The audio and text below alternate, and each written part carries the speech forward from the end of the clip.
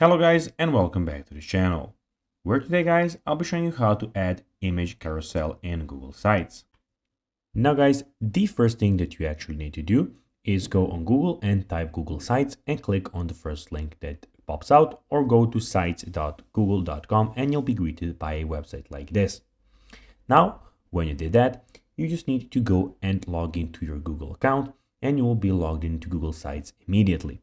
But guys, if you do not know how to do that, we have plenty of how-to Google site videos on our YouTube channel where you can go and check out how you can do everything. Now guys, that we got that out of the way, let's see what we actually have in front of us here. So as you can see here, we have the official website of Google Sites where we have a lot of different options. So first of all, we have the option where you can start a new site. So basically you can go and click on blank site and start your one from scratch.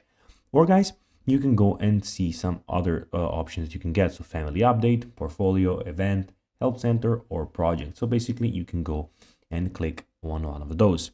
Here also you can see recent sites and who are they owned by. And here you can of course start your own site. As you can see in the top left corner guys, we have site, classic site, doc, sheet, slide, forms, etc. Some other stuff of about Google. And in top right corner we have everything about your Google, where you can go of course and log out if you want. Now guys, let's see how you can actually go and add an image carousel in Google Sites. Well, first of all, you need to go to insert on the right side, and you can go either by clicking on image and uploading an image like that, or guys, you can go on click on drive to publish it from your drive. So guys, that will be everything for this video. I hope that you found this video informative. If you did, don't forget to like this video, share it, subscribe to the channel, and put the notifications on. And guys, as always, I'll be seeing you in the next video. Bye guys.